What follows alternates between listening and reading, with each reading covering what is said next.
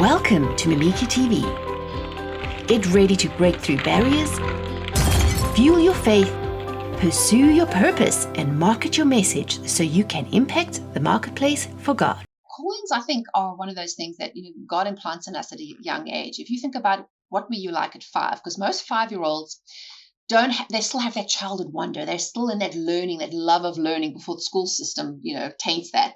But if you think about what you were like at a 5-year-old, where you were carefree and you didn't really care about consequences, or you sang dancing on the kitchen table, you didn't care what people think. If we can go back to and fun, you'll see, like, I even remember my kids. One of my kids, my son, he was into Lego when he was like 3.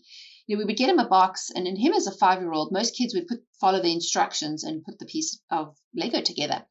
He would look at this and he would try to find other ways of making. So he would make all sorts of.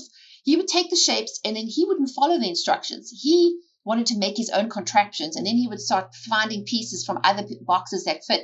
So at a very young age, I was like, I think we have an engineer on our hands here. Like, maybe we should put him in an environment where those kind of things are nurtured. But unfortunately, don't even get me started on the school system, because that just gets me on a rant. But, for me, my view is that we want to nurture those things that God implanted in us before we got tainted by the world. And if we've lost our idea of what our calling and our purpose and our gifts and talents, we need to peel back the layers. Because for many adults that I work with, a lot of the time they're either in a situation where they've got skills and they're really good at things. Like, they could be really, really good at doing a certain thing from either what they studied at college or school or in a job, but sometimes they're not fulfilled. They have this internal thing that says, I'm not doing what I was meant to do. Like, this doesn't feel right. That, like, really? Like, I should, it's like there's even, if you've seen on TV, there's a guy called Ken Young. He's actually a qualified doctor. And he's, comes from an Asian family, so his parents' expectations was that you go to school and you become a doctor. But he hated it. And eventually he took a chance and he says, I want to be a stand-up comedian. So you can imagine how that went down on the dinner table. Like, hey, Mom and Dad, I just done 7 years of medical studies, but I'm going to be a comedian. Can you imagine the raucous laughter? But you know what? He followed his dream. And now he's on TV. He's on movies. He's created himself. And he's being himself. Like, he's the same when he's acting as when he's being himself. And I'm like, that is such a true example of how many people are Ken Youngs in disguise, who are stuck in situations, who are not following that calling that God, or that purpose he put in you. That I would challenge you today that, really think about how you were when you were a kid. What are those things that you love to do? Like, if you had to talk about something all day and you didn't get paid for it, what would that be?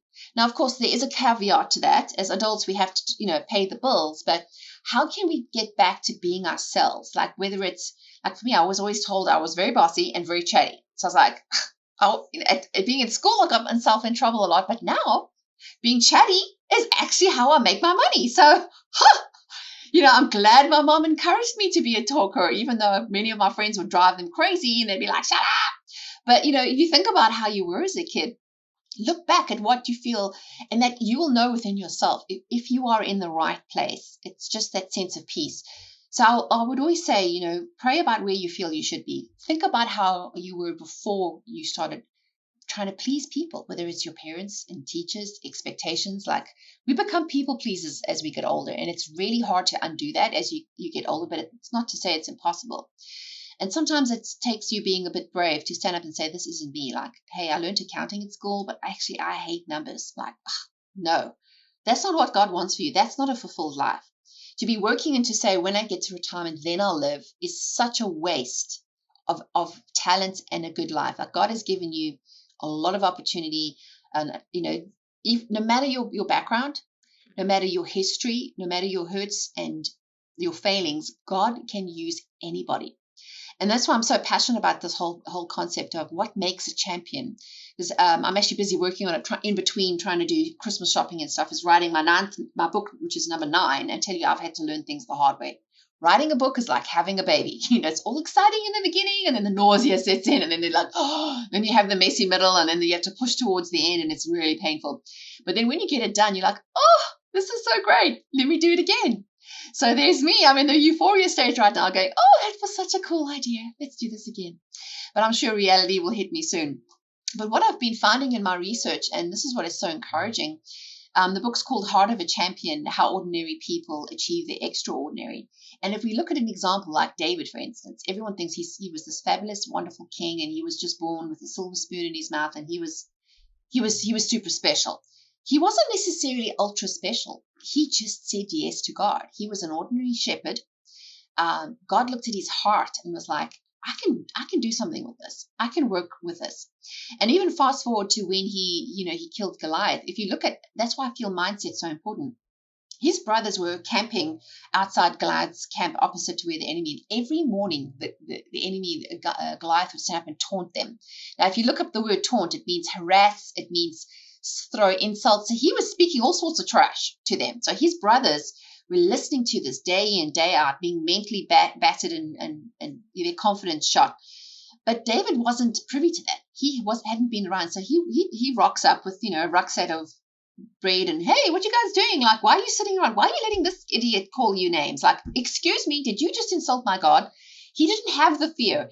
His mindset wasn't destroyed by days and months and weeks or however long it was of being abused, verbal abuse that his brothers had gone through. He knew his authority, he knew his God, and he had unfailing faith that God would show up.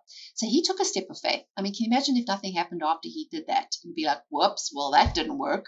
So he clearly, knowing that his mind was in the right place, he had decided that he was going to follow God. And if God had given him that instruction to, and even the fact that he wasn't wearing armor like everybody else, he went with his own view of how he was going to do things that was really congruent to him. He was not a archer. He didn't he wasn't a sword fighter. Well, yes, that's when he was younger.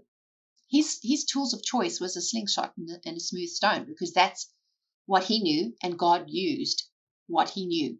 So if we just think about it, if we all have an inner David, or we all have an inner Deborah, and Deborah is, that's my favorite character. Okay, she doesn't get a lot of airtime like a lot of these other names in the Bible. But what I loved about her, she was a very progressive woman. That she was a wife, she was a mother, she was a judge. People would really respect her judgment on things. She was entrepreneurial. She had her own business. She was selling cloth and helping run the households.